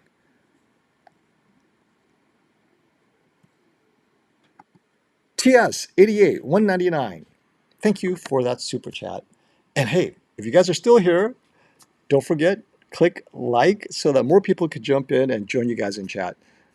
I'm trying to catch up with all the super chats, but you guys are just so amazing. You have questions that require a little bit of time. If you had the choice between the Sony Quad and the new Trio, which would you pick if you are only using one sub-9? The Trio just seems like a downgrade. Is the hardware the same?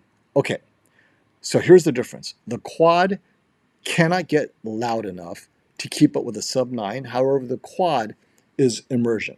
So if I want immersion, I would get the Quad, full immersion. The Trio is only the front. You got the front center and then the 3 right and left, and it's very loud. It will fill a larger room, but I love immersion. So if I had a choice, I would go with the Quad and the sub-9. But keep in mind this, the Quad and sub-9, when you calibrate 360, The quad will not include the sub 9 in its 360 calibration. The Trio will. Trio and sub 9. Yes. Then you could add the rear 9s later. So Trio and sub 9, and then when money permits, you could add the rear 9s, right? The set at a later date. Whereas with the quad, personally, if I was in a smaller room, I'd go with a quad. I'm good to go. Quad and sub 9, I'm good to go, right? But if I was in a larger room, I'd go with a Trio, then sub 9 rear, and then add a second sub 9 later. So the Trio really elevates the ceiling, but if your ceiling is quad, because you're not going to plan to go that loud and that low, quad is more than enough for most people. So the hardware is not the same. The Trio, because it can calibrate with 2 subs and the rears, it's actually an improvement. So now you're getting the full 360 with much more powerful drivers. So the drivers are designed so that the quad is still a lifestyle approach that's very effective, immersive. The Trio is meant to be paired with the rear 8 or rear 9 and sub 8 or sub 9s. And they can handle 2 sub 9s, not the quad. So the Trio is definitely the upgrade. All right, hopefully that answered your question, TS. And next up, Eric Laguna. I adjust my TV for HDR, Dolby Vision, power, day, and nighttime. Yes, as you should. Definitely. That's what you have the different presets for. And Dreeg, thank you for that super chat. You said LG might be in trouble because people want bigger TVs, but 83, 85 inch is good enough. How much of a bigger TV do people need? So here's the problem, Dreeg, to your point. If you live in the US, and I think you do, right? Costco, you walk into Costco, QM6K, 98 inch, it's like $1,300. Like, oh my God, look at this, 98 inch, $1,300, right? And then you look over, and you know what's also $1,300? Is a 65 inch OLED. You're like, wait, 65 inch OLED or 98 inch? You don't know what OLED is. Remember, you're the Costco buyer, right? You're out there getting some steak and getting some collagen, and then you look at the TV section, and you're like, and those TVs look great, right? And that's the issue. So consumers don't know the difference between QLED, OLED, mini LED, RGB, whatever. They look at the price, look at the size, and then they look at their eyes.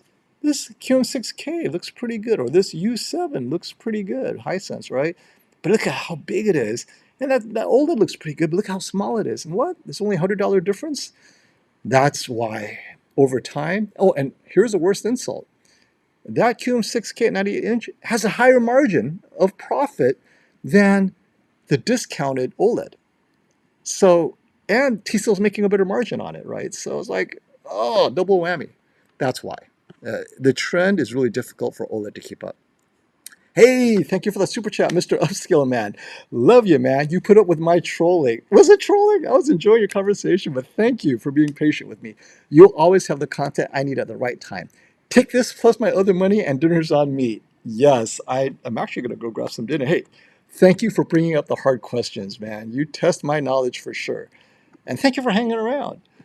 Brandon Kimball, thank you for the super chat. Bravia 8 Mark II has scan lines in Dolby Vision when watching dark scenes with the gradation set to off and the A95L set to low following the update. A95L's owners on AVS report other issues. Could you pass this along to Sony? So, I can, and I will. After this super chat, I will actually take a screenshot right here. I'm going to pause for a second because I am in conversation all the time. Not just with Sony, but with LG. Well, no, less with LG, but indirectly.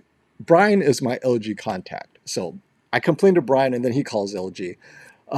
But I am in direct contact with Sony, Samsung, TCL, Hisense, right? So when you guys share this stuff with me, I do talk to the right people. Now, whether it gets changed is another matter because they have to go through their own chain of command, but at least it's on the record. But yeah, if it's that bad though, definitely Sony will know. And I have yet to upgrade my or update my Bravia 8 Mark II.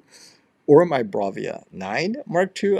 I know I recently updated it last week for the live stream, and I tried to update this morning, but didn't update. So we'll see. I'll update everything by the time I get the, and the S95H also did not update.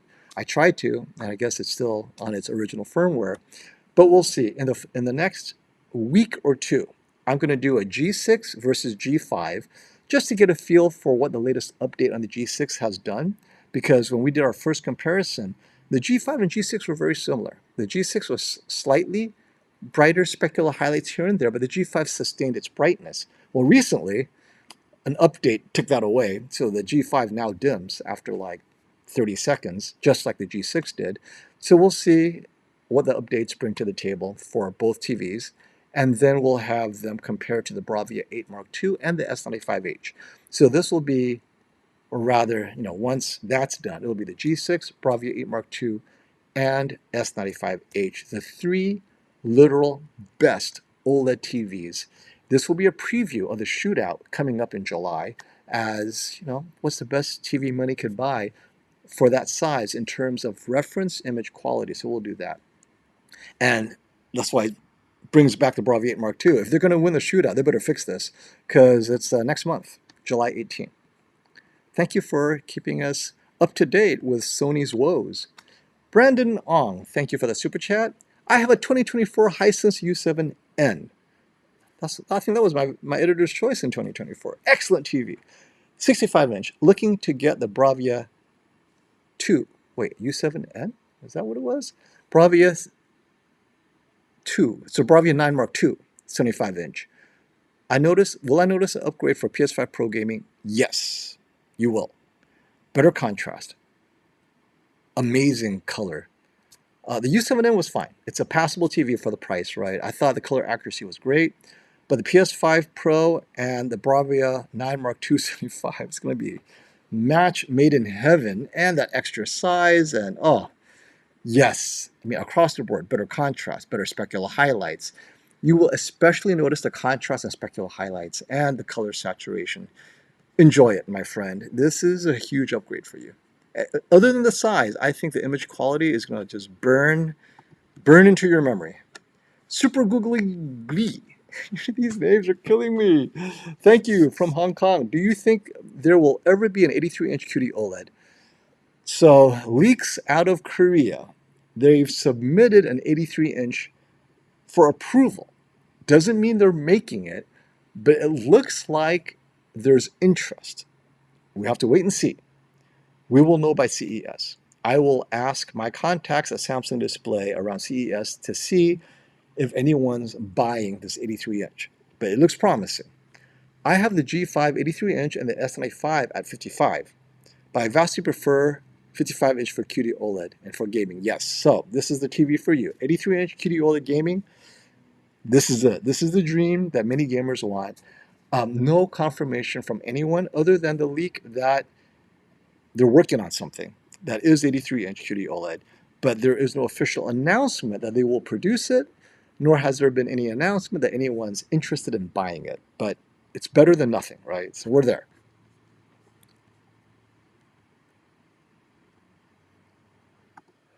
Boy, Mr. Upskill Man, you got some specs. Thank you for the super chat. To answer the other fellow, the Trio removed the mid-range driver that was added to the quad after the HTA9. It has 3 drivers instead of 4. And that's, well, I didn't know that, but I wonder if they did that to handle more power. So, yeah, I mean, I used to have, well, I still have some custom speakers, and it was always a question of how many drivers did I want. And we debate having just the 2, tweeter and mid woofer, and then add a separate sub. I said, you know what? Since you're making it for me anyway, go for the full 3. I want tweeter, mid, and woofer, but you got to make sure your crossovers are solid. But yeah, I'm wondering what Sony was thinking. Was it power handling? Because they know you're gonna get a sub with it. Whereas the quad, I recommended it without a sub, actually. And maybe that's it. The quad is more full range, the quad is a great full range system where when I tested and reviewed it, I said, start without any sub. Don't get the SW5 with it. And if it's good enough, you're done. If you need the extra bass, now that the sub 8 is available or the sub 9, you can add it. But I think that's why it has 3 drivers. You can go without that lower register maybe. Whereas the Trio, you definitely need to pair it with a sub. I kind of answered my own question. So yeah, I think maybe that's the approach there. But yeah, thank you for bringing that up, Mr. Upscale Man. Okay, let's go to your questions. I finally got through the super chats. You guys are awesome. And don't forget, click like while you're still here, and we will try to answer a few more questions before we head off, and so you can enjoy your weekend. Let's hit it. Let's see. And if I don't see your questions, just keep on asking. This will be kind of like boom, boom, boom. Here we go. I'm stuck between upgrading. Andrew Dahlman. I'm stuck between upgrading from a Sony A9G. That was my first reference TV, the Sony A9G, when I started this channel, to a 77-inch S90F for QD OLED, or the S90H for the matte coating. Will I miss QD if I go tandem panel?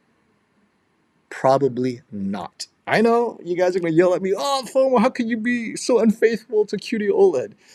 You guys see my content, right? I put in like Jennifer Gala. I put in the most challenging content with the colors and the luminous 4,000 nits. But Andrew, if 75% of your content, right, I'm going to list it, 75% of your content, Netflix, Prime, Disney, sports, news, old TV shows, Friends, Seinfeld, right? Antenna TV, cable TV. If that's 75% of your content, no difference, none. Exactly the same. Except you'll benefit from the anti-glare, anti-reflection in an ambient lit room. Now, the last 25%, this is where you notice it. Gaming, where the game has been graded to be bright and has the color luminance.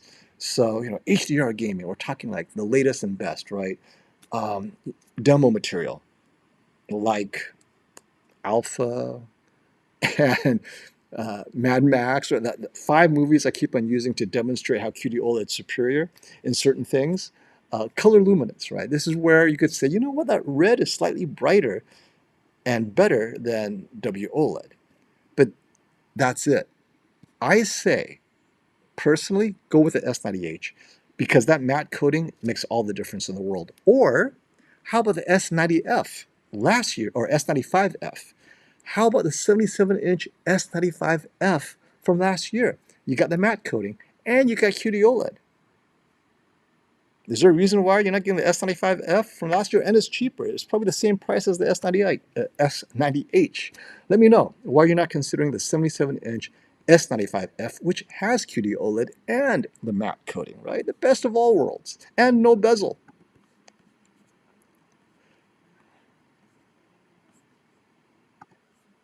Oh, FOMO, what has Sony done to improve viewing angles? So this is not just a coating. They did a great job. They explained it to me at Sony. And basically, the way they layered everything, it's to minimize the issues off angle, right? So it's kind of like that screen door effect. If you have a screen like this, if you're right in front of the screen, you see me, right? But if you're off angle, right, it's like you lose some of the resolution. But if you make it a shorter, I guess, pathway between the source and your face, there's less of that off-angle issue, right? Because everything has layers to it, and if you make the layers thinner, I don't know if I'm properly explaining it, but the physics behind it is it's not self-emissive, so you have too many layers between the light source, the color source, and your eyeballs, and Sony found a way to make it closer to the source, and so when you're off angle, there's less of that desaturated effect. Okay, I think that's it. Splam! Thank you for the follow-up super chat. Back again! Yes, you are. Coming from a 42-inch plasma, how about a brighter 65-inch S90F over the 77-inch S85F? Dark room, no gaming. Get the 77-inch S85F. Honestly, because you're in a dark room. The S85F, you'll be surprised. The larger size, you're not pushing vivid mode, and you shouldn't be in a dark room. I still get the 77-inch S85F because that size is 12 inches larger. It's noticeable. If you're 9 feet away, that's huge. I mean, I get the 83-inch S85F if you can get away with it, or S84F, right? In the US, we have one step down. If there's an 83-inch S84, I'd go with that. But get larger because in a dark room, it's the great equalizer. You don't need the extra brightness. And Slim Done, thank you, you're back. The Sony True RGB TVs is not even future-proof because it doesn't have Dolby Vision 2 Max. So we are paying a premium just for the superior picture quality. Yeah, Sony better think again because I ain't laughing. Okay, so let's kind of create the context real quick. Sony has never done Dolby Vision well because I don't think they take Dolby Vision seriously. Now, I know Sony's going to disagree, but consistently, the number one complaint from Dolby Vision fans is Sony Dolby Vision isn't as good as other brands. LG is really the only other brand because Sony doesn't care. Sony feels that, okay, Dolby Vision, great, here's the format, we'll support it, but the reality is they've had issues with Dolby Vision from the beginning. It was first player led, right? It was just too dark. They didn't get it right. Then when it became TV led, it still was too bright. Out of the box, Sony Dolby Vision was never as good as LG's. And LG works closely with Dolby Vision. Sony says they work with Dolby Vision, but I don't get it. I mean, they, pointing fingers, who's at fault, it doesn't matter. At the end of the day, Dolby Vision Sony just doesn't think it's necessary. That's my opinion. And Dolby Vision 2 Max, what does it bring to the table? Let's ask that question. To elevate those darker or not HDR enough, right? Movies that should be HDR are not done with that HDR impact. So Dolby Vision 2 Max allows you to play with the settings to get that impact. That's not necessarily the creator's intent, right? You're adding a bit more impact that's not there. And I think Sony did that with Vivid mode, but can Dolby Vision 2 Max be even better? Could be. We'll have to test it, but this is consistent. Forget Dolby Vision 2 Max, just regular Dolby Vision. If you told me, hey, I want to get a Sony, and I want it to have the best Dolby Vision, I would say, well, get the Sony and calibrate your Dolby Vision. Because out of the box, the Sony Dolby Vision is not likely to be perfect. And to be fair to Sony, the G5 was released last year where they had issues. And this year, the G6 Dolby Vision was broken the first month, right? And I think it's a little bit better now. I think that's been fixed. So Dolby Vision is another layer that all TV makers have to address. They don't need to if it's HDR10. So those of you who value what Dolby Vision 2 Max brings to the table, we are assuming it will be perfectly executed by TCL. So TCL, Philips, Hisense have all promised Dolby Vision 2 Max support on their flagship TVs this year.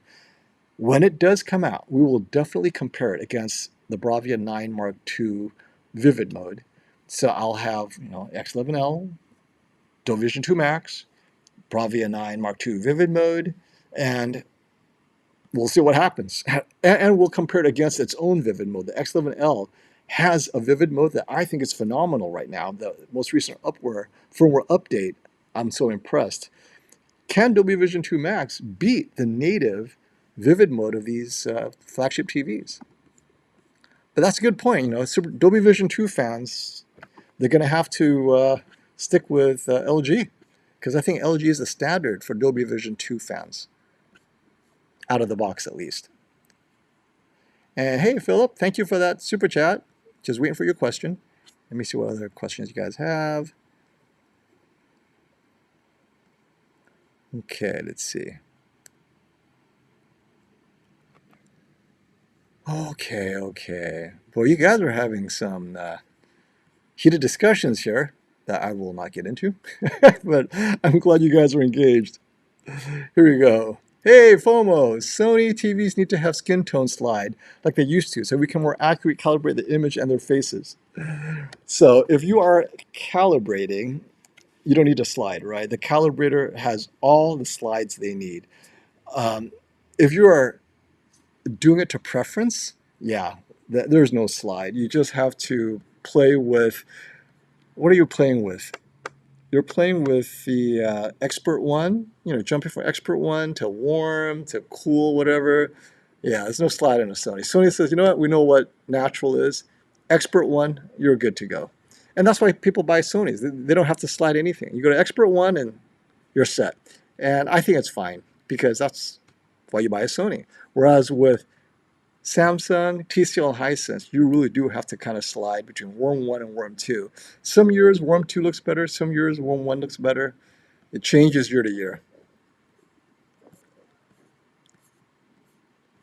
Okay, we're going to wrap up in about 5 minutes. I would have ran 2 hours, and then I need to finish my motion setting video. I'll put it out in 4K 60, and then you guys will be able to enjoy my more in-depth motion discussion.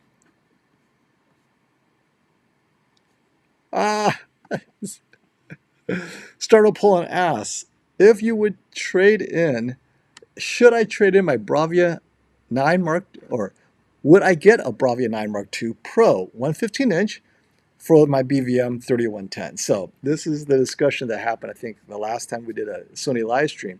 So my BVM 3110 is like over $30,000, right? Which is the same price as a 115-inch Bravia 9 Mark II Pro with a full 3-year replacement warranty. Personally, for myself, I would enjoy that 115-inch every day, all day long. But then my channel would be like, hey, what happened to FOMO's reference? Sorry, guys. So I take it for the team. If I was to just wrap up this channel and says, you know what, I'm done with YouTube, I'm going to move on with my life, yeah, the first thing to go is the 3110.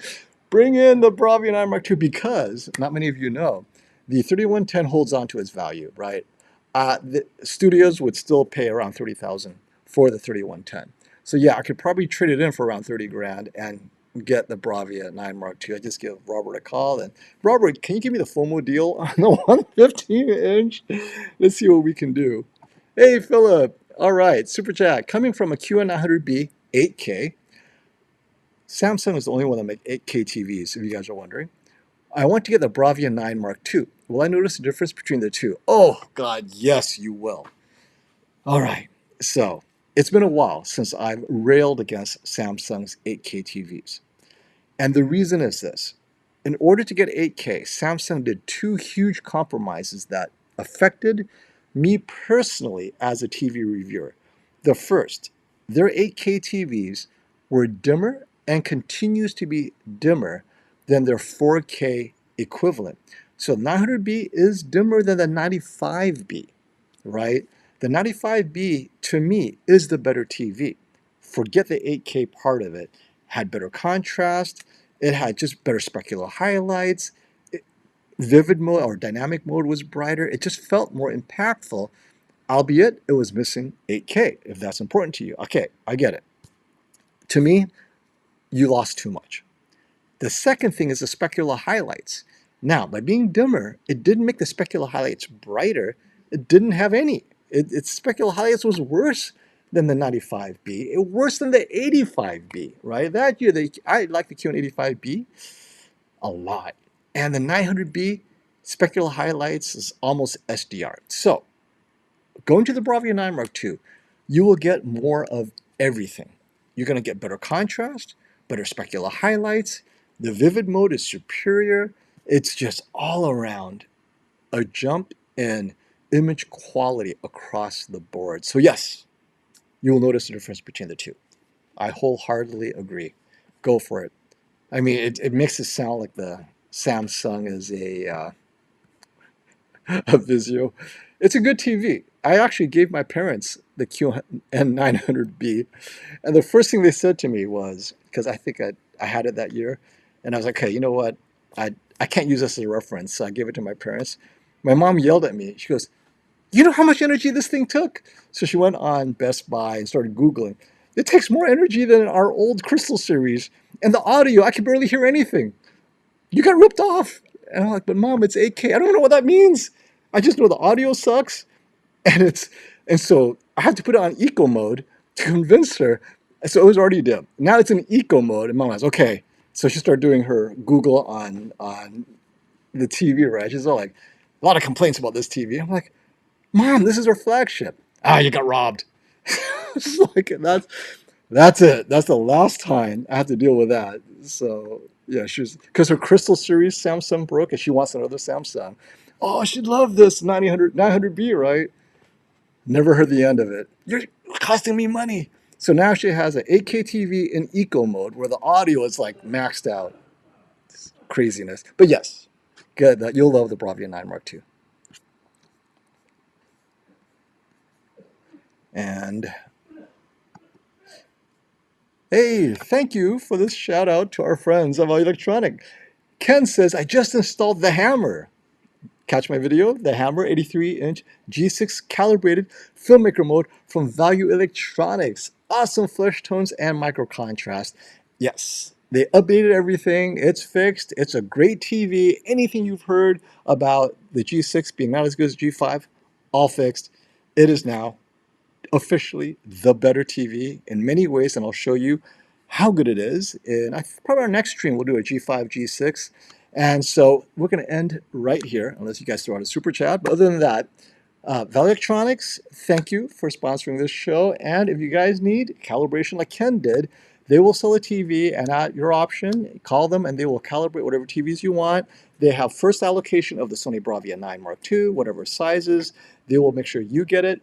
And then they also have the G series, G6, C6H, one of the best TVs of the year. If reflection handling isn't a problem, you have light controlled, I recommend the C6H. So good. And or the Bravia 7 Mark II, 98-inch.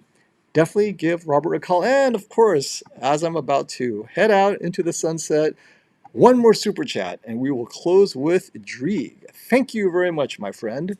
What if we want Value Electronics to just check out the TV to make sure the panel lottery, it's not a panel lottery TV without the calibration service? Can they do that?